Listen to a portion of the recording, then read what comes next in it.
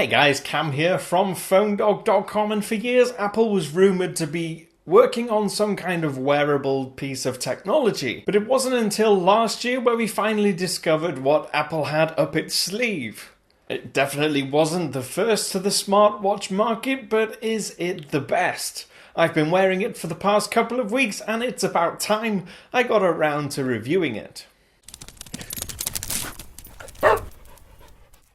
If there's one thing that Apple got absolutely right, it's the focus on design and fashion. The company wants us to think of this thing as an evolution of the watch, not just another smartwatch. While other tech manufacturers and operating systems have focused on what the watch can do, more than thinking of fashion and changing styles, Apple has managed to kind of think of it all. There's a huge number of combinations possible with the Apple Watch. You can get a light aluminium, a shiny classy steel, or a gold in 38mm or 42mm cases. And each of those metals has at least 2 different colour options. What's more, there are a handful of different colour sports band, leather straps, metal link bracelets, or Milanese loops, and swapping them out is as easy as pressing a button on the case and sliding the strap out. The rubber sports band is light, flexible, and incredibly comfortable to wear, and the leather classic band I've been wearing most is soft and also very comfortable. Each Apple Watch essentially looks like the other. It's a squarish shaped case with rounded corners and edges, and as you'd expect from Apple, attention to detail is absolutely superb. Just taking the digital crown as an example, its reflective finish on the steel model and the precise grooves around the edge looks stunning. What's more, the smooth scrolling action coupled with the perfect response on screen is such a nice touch. And there's the way the screen curves towards the edges to give one seamless surface to the entire watch. It's impressive, even more so with the stainless model, which has this incredibly reflective nature. As I mentioned in the comparison between the sport and stainless models, there are different materials used in each one, but the chief difference for me is the material used on the display. While the aluminium sports watch uses Ion X glass, the stainless uses a sapphire crystal, and there has been a clear difference in quality in my own use. Within days, my sport had multiple light marks and scratches on the surface of the glass. They weren't obvious, but I could see them in the right light.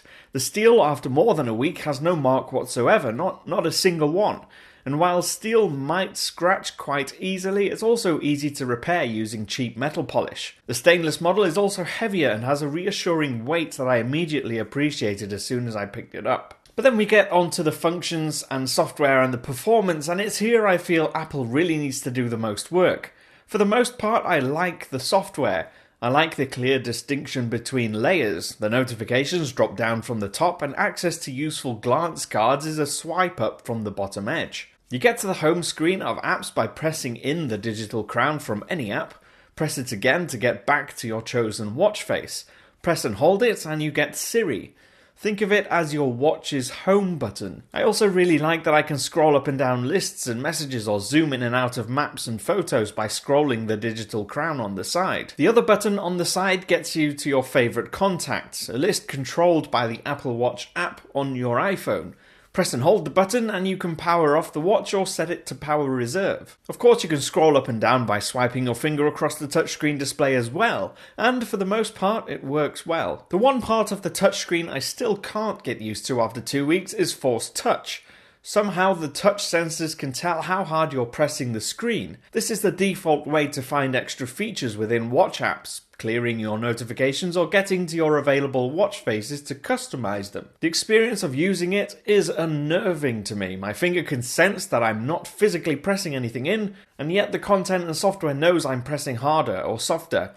It's weird, and it's not intuitive by any means. My main frustrations, however, are aimed squarely at performance and software.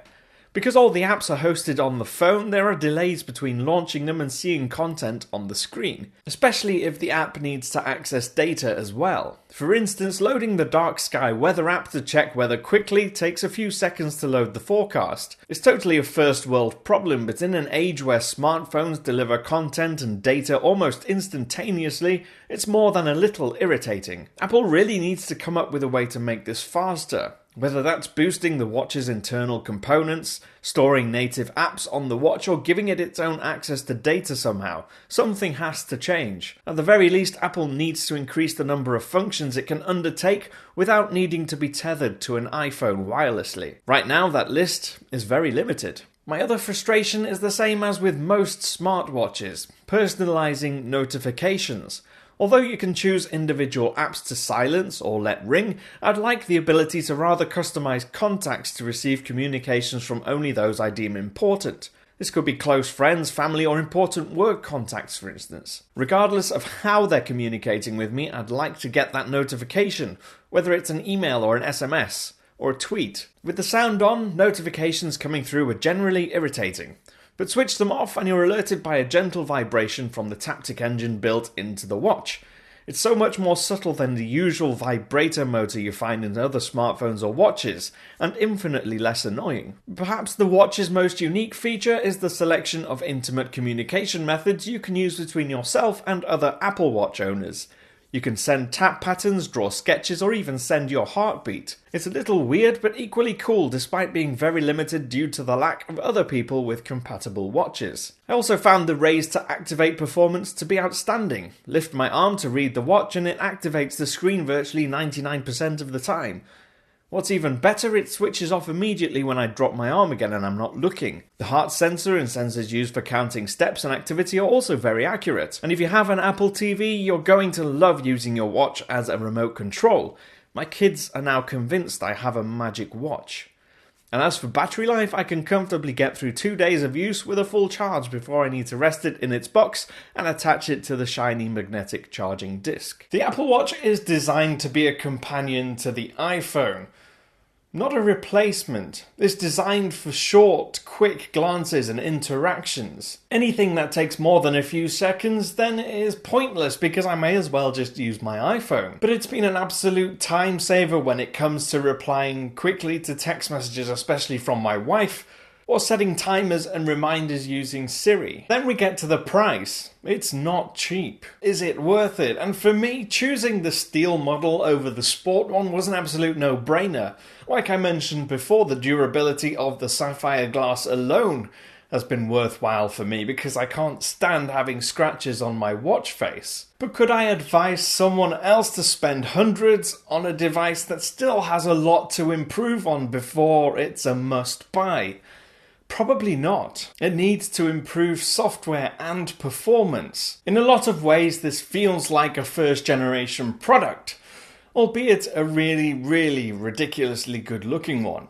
I've been Cam from PhoneDog. I'm at PhoneDog_Cam on Twitter. You can find me there, follow me, send me a tweet, ask me questions, give me suggestions, or you can use the comment section down below and I'll get involved as and when I can. I'll see you again soon. In a lot of ways, it feels like a first-generation product, albeit a really ridiculously good... Oh, for heaven's sake, Marco. Stop messaging me.